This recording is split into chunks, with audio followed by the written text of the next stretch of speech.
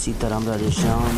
प्रिय दर्शकों, हार्दिक अभिनंदन है एक बार फिर से आप सभी का spiritual and natural technical world की सत्य घटनाओं से बनी हुई सच्ची कहानियों में। प्रिय भाई बहनों, वैसे तो हम सभी भली भांति जानते हैं, परंतु फिर भी हमें कभी साधु संत और जो प्रभु के अनन्य भक्त हैं, अनन्य अनुरागी हैं, उनका कभी भी अनादर नहीं करना चाहिए। भूल कर भी उनका कभी तिरस्कार नहीं करना चाहिए, क्योंकि उनमें तो साक्षात प्रभु हर समय ही विराजते हैं और उनका आदर न करना, तिरस्कार करना स्वयं भगवान का, प्रभु का ही अनादर होता है।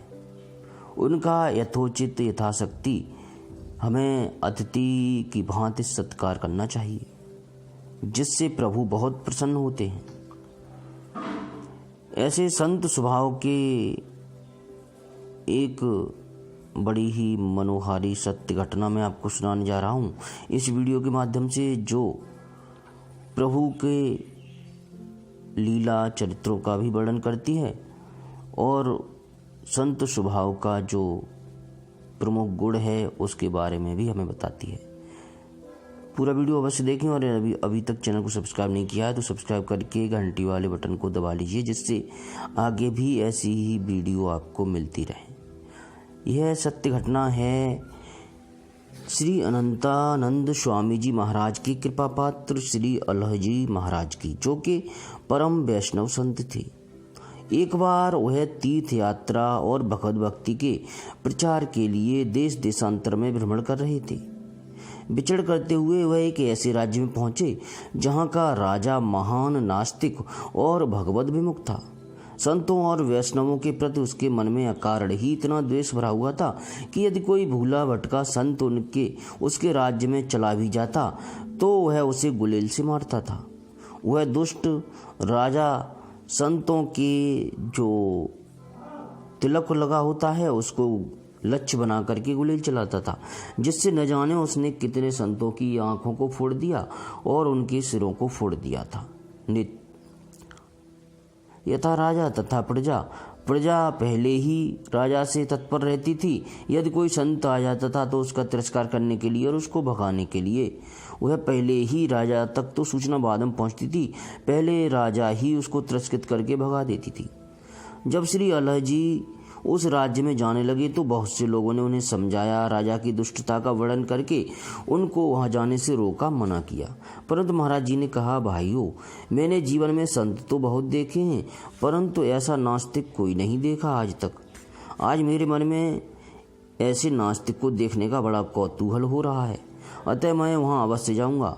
आप लोग किसी प्रकार की चिंता न करें, मंगलमय भगवान तो सब मंगल ही करेंगे, वह तो हर जगह विद्यमान है। ऐसा कहकर स्वामी जी उस राज्य में चले गए और सुंदर स्थान देखकर राजा के एक उद्यान में जाकर वहीं ठहर गए।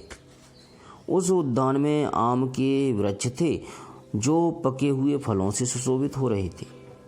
श्री अल्लाह जी महाराज ने वहीं आसन लगाया और श्री भगवान की सेवा पूजा करने का निश्चय किया।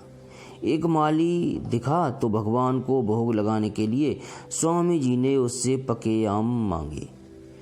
पहले तो माली ने बहुत फटकारा कि बिना अनुमति के ऐसे राजकीय उद्यान में तुम कैसे चले आए, पर इनका जब उसने दृढ़ विश्वास देखा, दृढ़ निश्चय देखा, तो वह बोला कि बिना लाठी डंडा या पत्थर चलाए यदि आम तोड़ सको तो तोड़ लो, ले सको तो ले लो और भगवान का भोग लगा लो। वस्तुतः देखा जाए तो उसने ऐसा कहकर उनका तिरस्कार ही किया था, क्योंकि उसका जो मनोगत भाव था वो यही था। परंतु श्री अल्लाह जी महाराज उसके कथन को तनिक भी अन्यथा नहीं किया उन्होंने, क्योंकि उनका तो व्रत ही यही था कि भूले भटकों को मार्ग दिखाना और भगवत भक्ति के सतमार्ग पर ले जाना। श्री अल्लाह जी महाराज सिद्ध संत थे और उन सर्वसमर्थ के आराधक थे जो जड़ को चेतन और चेतन को जड़ करते हैं, जो जगत के रचयिता हैं। उन्हीं परमात्मा श्री रघुनाथ जी का ध्यान करके श्री अल्लाह जी महाराज ने आम्र वृक्षों से कहा, हे तरवरो, तुम तो परोपकारियों में श्रेष्ठ गिने जाते हो, तुम अपने पल्लव, शाखा, फल फूल आदि देकर लोकोपकार करते रहते हो। जो तुम पर लाठी डंडे या पत्थर से प्रहार करते हैं, उन्हें भी तुम मधुर फल ही देते हो। अतः आज मैं तुमसे भिक्षा मांगता हूँ कि मेरे ठाकुर के भोग के लिए मुझे तुम्हारी आवश्यकता है और मुझे अपने फलों को प्रदान कीजिए। ऐसा कहकर श्री अल्लाहजी महाराज जैसे ही वृक्षों की ओर देखने लगे, उनकी डालियां स्वतः ही झुकाईं और उन्होंने अपनी आवश्यकता अनुसार उनसे आमों को तोड़ लिया। उनसे श्री ठाकुर जी का भोग लगाया गया। इस अद्भुत घटना को देखकर माली तो ठकासा रह गया। फिर थोड़ी देर बाद जब उसे ज्ञान हुआ तो वह भागा भागा राजा के पास गया और वहां जाकर उसने सारी घटना ज्यों की त्यों सुना दी। राजा ने जब इस घटना को सुना तो वह तुरंत भागा भागा आया उन श्री अल्लाहजी महाराज के पास। उसे विश्वास हो गया कि यह कोई साधारण पुरुष नहीं है, सिद्ध संत हैं। राजा की भी आंखें खुल चुकी थीं। चरणों में गिरकर वह अपने अपराधों के लिए क्षमा प्रार्थना करने लगा। संत हृदय श्री अल्लाहजी तो आए ही थे उसका उद्धार करने। उन्होंने कहा, राजन, लोग व्यर्थ ही आपको नास्तिक कहते हैं, आप तो मुझे बड़े ही भगवत भक्त जान पड़ते हो। राजा ने कहा, प्रभु, मैं तो सचमुच ही बहुत पापी हूँ। यह तो आपके दर्शन का ही प्रभाव है कि मेरे जैसे भगवत विमुख के हृदय में भक्ति का अकारण ही संचार हो गया है। कृपा करके मेरा उद्धार कीजिए। श्री अल्लाहजी ने कहा, राजन, भक्ति भाव का ही सावधान होकर आश्रय लीजिए। महाराज जी ने उस राजा और राज्य को अपने सदुपदेशों से परम धार्मिक बना दिया। इस प्रकार प्रभु कृपा से संतजन इस कलयुग में भी अद्भुत कर्म करते हैं। प्रिय भाई बहनों, बहुत से लोग कहते हैं कि कलयुग में चमत्कार नहीं होते, प्रभु के दर्शन नहीं होते। असत्य बात है। सत्ययुग, त्रेतायुग और द्वापर युग से भी अधिक प्रभु भक्त वत्सल हैं कलयुग में। जो उनका थोड़ा सा भी नाम लेता है इस कलयुग में वह उसकी मनोकामना अवश्य पूरी करते हैं। मनोकामना से तात्पर्य आप भौतिक वस्तुओं से नहीं है। यदि आप उनके दर्शनों को चाहते हैं, उनकी कृपा को अपने आध्यात्मिक जीवन की ओर उनका ध्यान आकर्षित करना चाहते हैं, तो अवश्य ही प्रभु तत्पर रहते हैं कलयुग में। क्योंकि जहाँ किसी चीज की कमी होती है वहाँ उसकी अधिक वैल्यू भी होती है।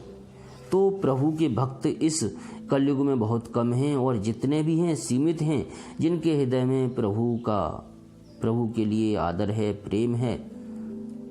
और जो निष्काम भक्त हैं उनका तो कहना ही क्या। तो प्रभु स्वयं अपने भक्तों के लिए कलयुग में बहुत तत्पर रहते हैं, उन्हें दर्शन देने के लिए, उन पर अपनी कृपा करने के लिए।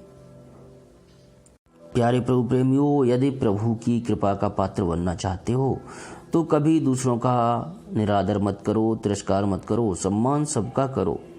एकमात्र सर्वेश्वर भगवान की पूजा करो निष्काम भाव से, क्योंकि निष्काम भाव से करोगे तो वो सब कुछ मिलेगा जिसकी आप कल्पना भी नहीं कर सकते। क्योंकि प्रभु तो बड़े ही दयालु हैं, दीन बंधु हैं, भक्त वत्सल हैं। जब सुदामा जी उनके पास पहुंचे थे तो वह यदि मांगना चाहते तो क्या मांग सकते थे? केवल धन दौलत ही मांगते, परंतु उनके न मांगने से उन्होंने 2 लोगों को ही दे दिया था, दान कर दिया था उनके भक्ति के प्रभाव से। परंतु वो तो तीसरा लोक भी देने जा रहे थे। रुक्मणी जी ने ही उनका हाथ पकड़ लिया था जब वह एक मुट्ठी चावल से 1 लोक दान कर रहे थे। दूसरी मुट्ठी जब चावल की दी तो दूसरा लोक। इसी प्रकार वह तीसरा लोक भी देने जा रहे थे, परंतु रुक्मणी जी ने उनका हाथ पकड़ लिया था कि प्रभु जी, हम कहाँ रहेंगे यदि आप तीनों लोकों को इन्हें दे देंगे। तो प्रभु तो इतने भक्त वत्सल हैं, दीन बंधु हैं कि उनका मैं अपने इस मुख से या और कोई अपने मुख से व्याख्यान नहीं कर सकता। उनका नाम लीजिए और मस्त रहिए।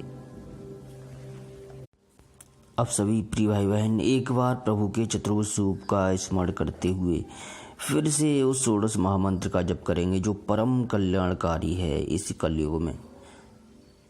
हरे राम हरे राम राम राम हरे